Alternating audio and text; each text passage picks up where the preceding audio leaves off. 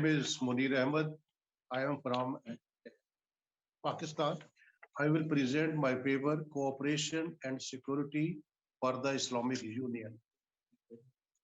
I start with the current situation of Muslims in the world. According to the Pew Research Institute, that in 2020, Muslim population is around 1.98 billion, and by 2050, this population would rise to 2.8 billion people, representing 30% of the total world population. Further, we see that there are 57 Muslim countries having strategic location and fully equipped with the natural resources of different type. But these 57 countries and Muslim population around 1.8 billion.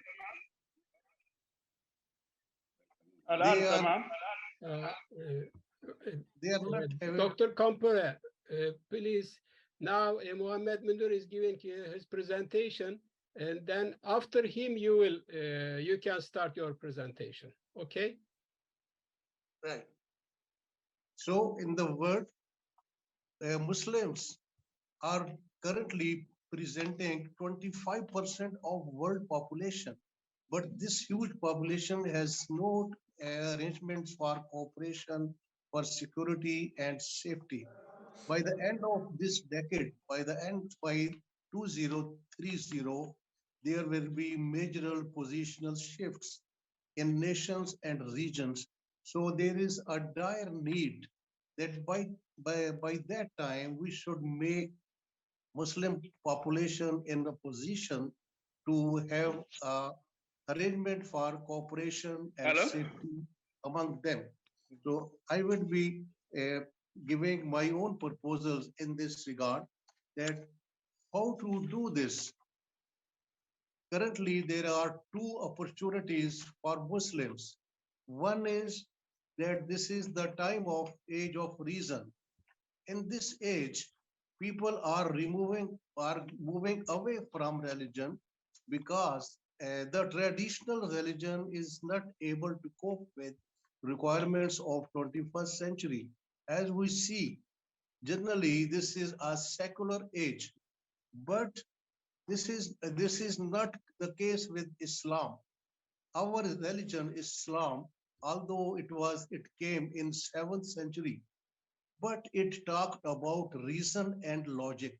The reason and logic embedded in the teachings of Islam is the time now to explore them and tell the whole world that the religion of Islam is still compatible with the modern requirement. This is the first big opportunity for Islam, for Muslim countries to show the real face, to show the real face of Islam. İslam'ın gerçek yüzünü göstermemiz gerekmektedir. I am clear. I am audible.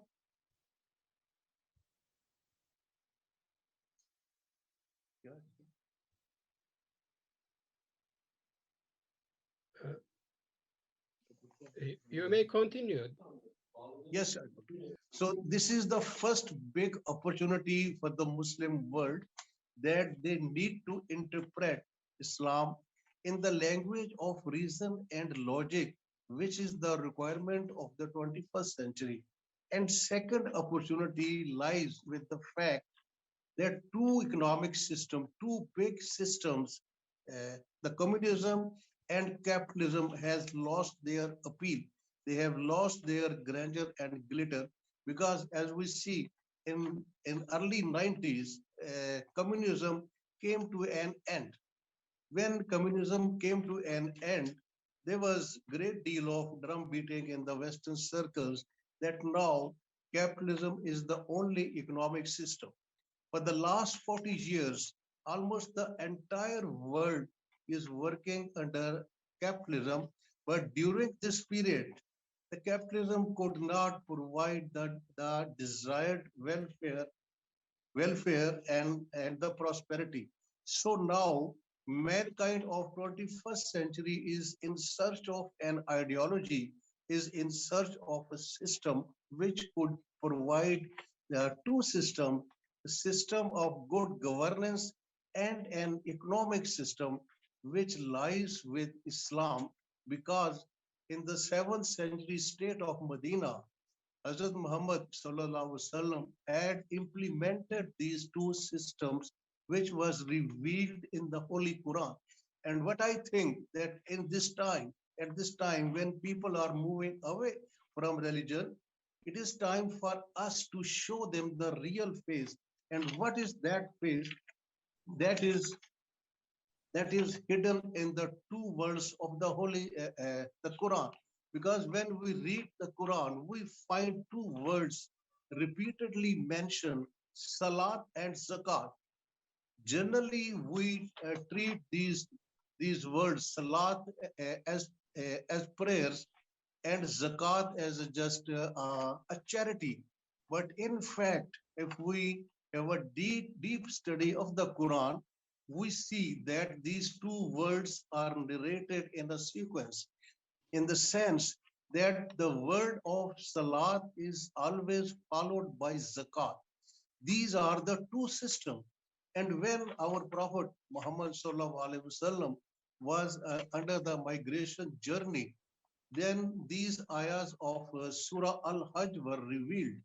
And Allah subhanahu wa ta'ala said that when we give authority to our people on earth, they established the system of Salat and Zakat. And when Hazrat Muhammad sallallahu alaihi wasallam went to Medina, he implemented these two systems in the 7th century state of Medina. This is our real strength. Now I want to tell you what is these two systems. The system of Salat, it has three parts. The first part is faith-based morality. And the second part is spiritual brotherhood. Because first there was a mosque for Muslims for their faith, and then the system of brotherhood, which was made by Hazrat Muhammad sallallahu alaihi wasallam, because people of from Mecca, when they came to Medina, they were homeless and they were jobless. So there was a spiritual brotherhood which was created in the Medina. And the third part of Salat, that was the Misake Medina, the Treaty of Medina, which was a political system. So in a nutshell, the word Salat consists of three things, which I mentioned earlier: faith-based morality, spiritual brotherhood, and the good governance system, the political system. After that, Hazrat Muhammad Sallallahu Alaihi Wasallam implemented the economic system. At that time, there were four Jewish markets in Medina, and Muslims were in not a position to establish a market. But Prophet of Islam was in such a hurry that he ordered to set up a market in a big tent. That was the start of economic system, and that has three parts. The first thing, it was a market-based economic system because in that market, prices were determined according to forces of supply and demand. One is surprised to read that in 7th century, when the whole world was not aware of the concept of market economics, there was a Muslim market established in the tent, and that was working about to according to the forces of demand and supply. Because one thing happened that people that in Medina there was a lot of increase in the prices, and Sahaba went to Hazrat Muhammad and requested them for fixing the price. It is a very astonishing thing that happened in 7th century, that there was a lot of increase in the prices, and Hazrat Muhammad refused to fix the prices, because at that time there was a practice that in such situations rulers used to fix the government without taking into account the forces of market. But Hazrat Muhammad Sallallahu Alaihi Wasallam refused to fix the markets. On the basis of that, German scholar Bernadette Kohler says that Muhammad was the first free market economist. So this economic system is our strength in now because Islam tells about a market-based economic system. The second thing, in that tent market, there was no tax on trade. This is a big economic revolution of Islam, that in that market, there was no tax on trade, and that there was only one annual low rate flat tax of zakat, 2.5%. Generally, we believe that zakat is a charity we give to poor people, but in fact, according to my research, which I have shown in my book, 7th Century Medina Economics, that zakat is a tax in Islam and which replaces the existing taxation system and gives that much revenue to the government uh, by which they can run their government. The third thing was the result of economic welfare, prosperity, shared prosperity. These days, we talk about shared prosperity in the Western countries. As we see in the mature Western economies, there is a cry. You see the Occupy Wall Street. We are 99% and they are 1%. What is the result? That the growth of economics has not trickled down to the weaker section of society. But in Surah Al-Baqarah, a question was raised to Muhammad Sallallahu Alaihi Wasallam that what we should spend on others from our income. And this question was answered by Allah in the Quran, Surah Al-Baqarah. وَيَسْأَلُونَكَ مَاذَا يُنْفِقُونَ قُلِ الْعَفْوَ. The Prophet, people ask from you what they should spend on others from the income. Ask them, spend on others what is in excess of your needs. There's a great economic wisdom hidden in these lines of Surah Al-Baqarah, that people should happily spend on others what is in excess of needs. So what I mean to say, that these two systems, the system of Salat and the system of Zakat, is requirement of the mankind of 21st century. And this is the real strength of Islam.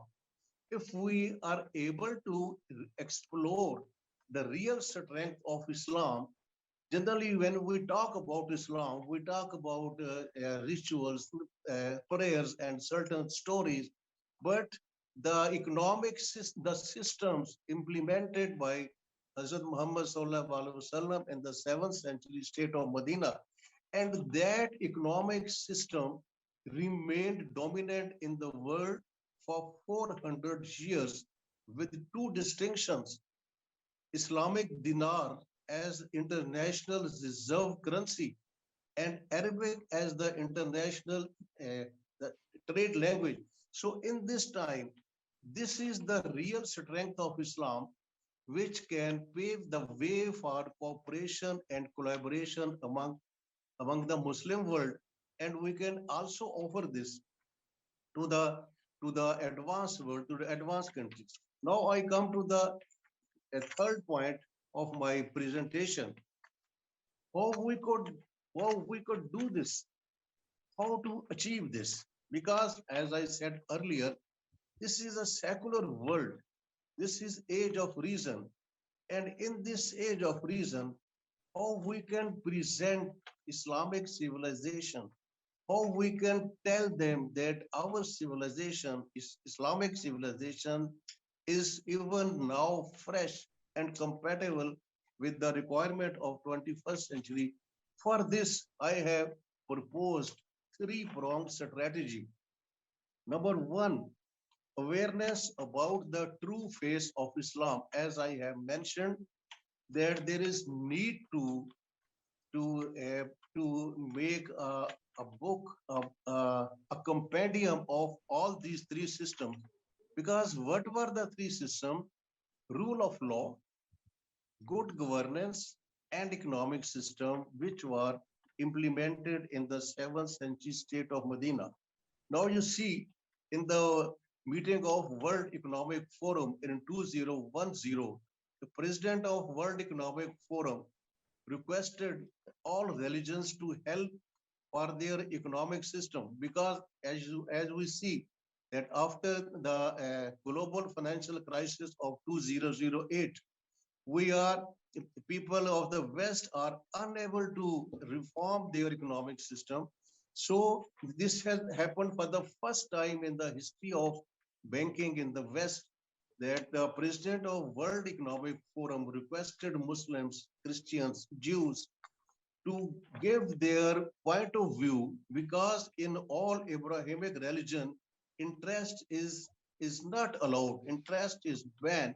So they requested that we want help from you.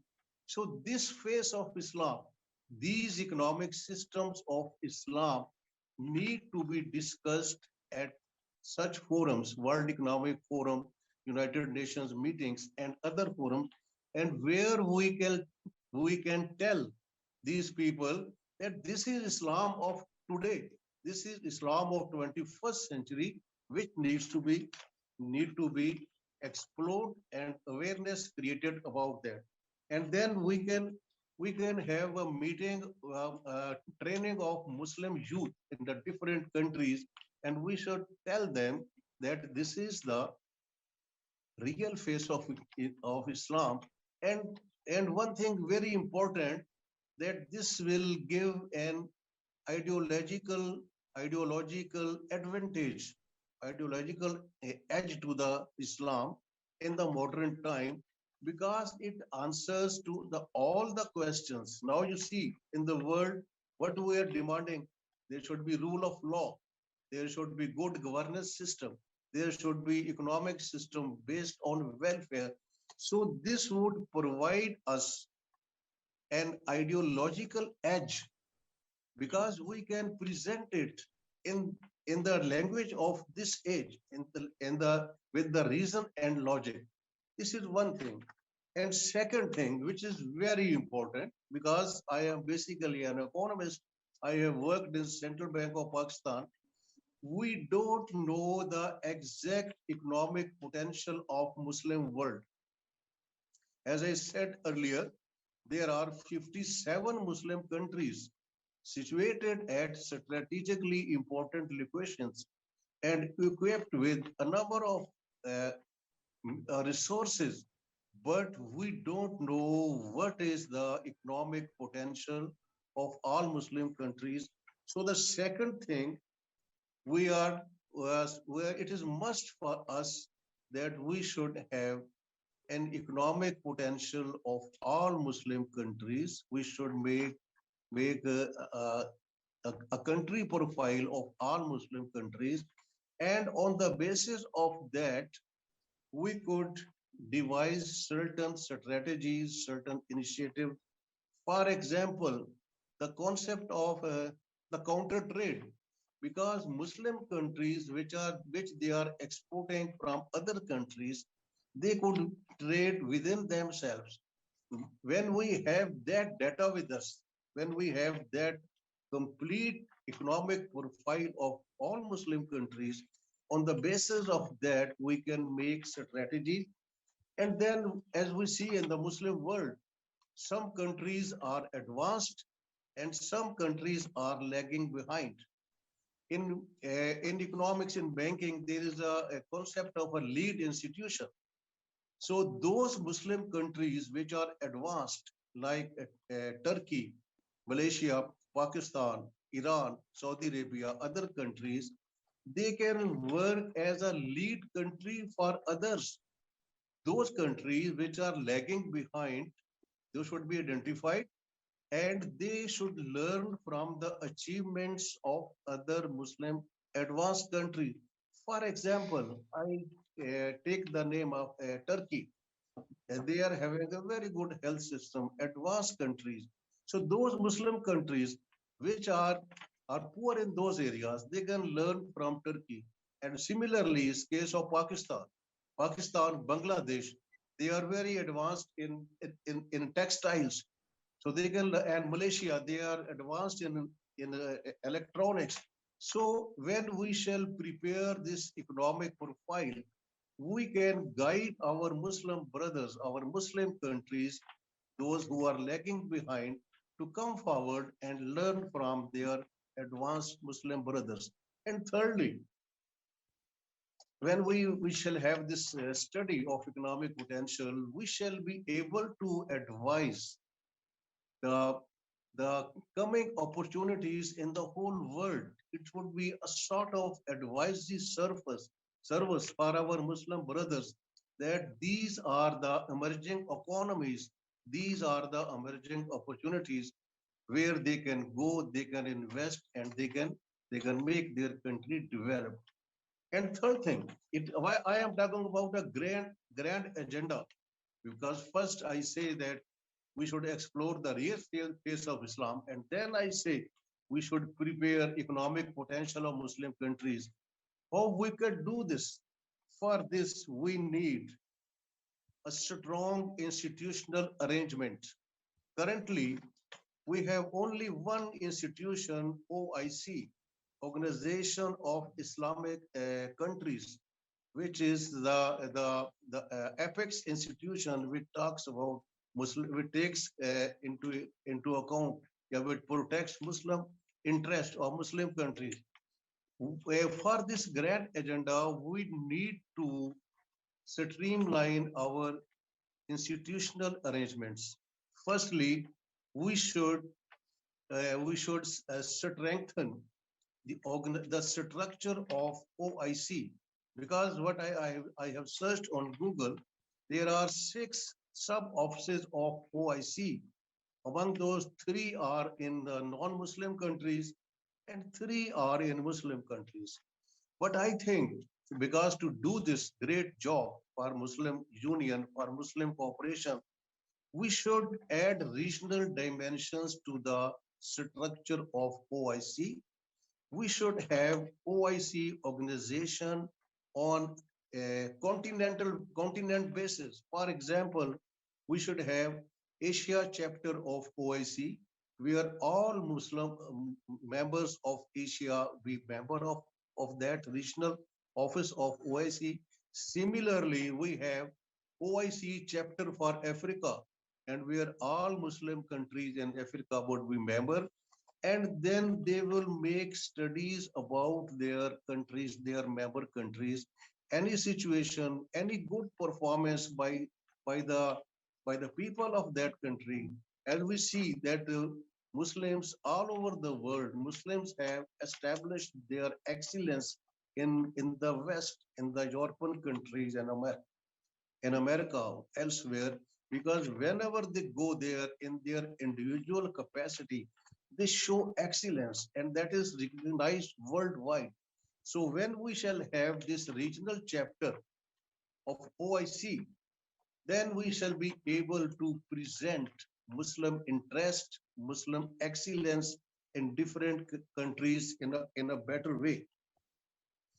And second thing I would like to suggest, that in the past, Pakistan had a regional cooperation development agreement between 2 countries, Pakistan, Iran, and Turkey. And, and that cooperation pact worked good in the beginning, but in the later years, it could not be used. I suggest that in each continent, we should have such agreements between Muslim countries, or because they should, what I think that we should now extend, we should enhance the scope of our RCD, and we should have similar agreements in Asia and in Middle East and in other countries, that where we could explore the potential of Muslim countries, we could highlight that, and we could further strengthen that. Then one thing more, that that we should also have a cooperation pacts. We should also have arrangements of networking between Muslim countries.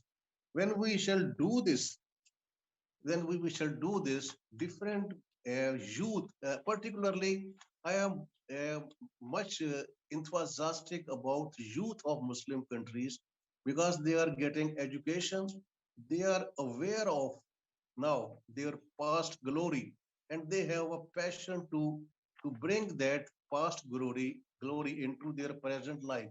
So when we shall make these arrangements, as a result, we shall be able to provide better representation of Muslim world for cooperation. And if we need, we can make another institution which is a companion institution to OIC, that will be working under OIC in the field of economics, in the field of politics, because a lot of work is required to be done. So when we shall follow this three-pronged strategy, I am sure that we shall be creating an environment for Muslim cooperation.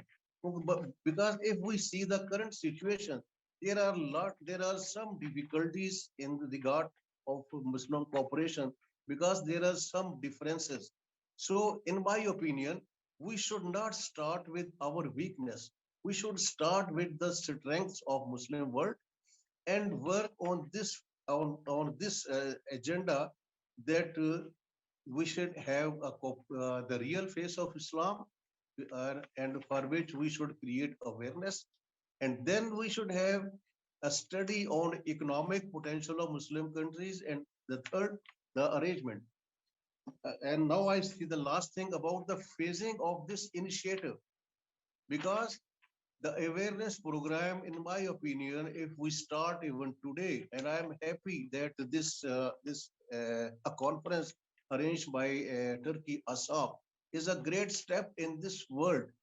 If we complete the first phase, the phase of awareness by 2025, then we are in a position to start work on second agenda, that is assessment of economic potential of Muslim world, and then we can start the third phase. So by the end of 2030, when the whole world will be in a change position, we shall be able to start work for Islamic Economic Union on the pattern of European Union.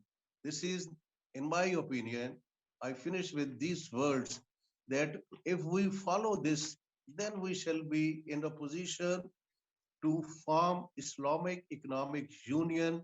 And for that, we have example of European Union before us, and we can work on that. Thank you very much.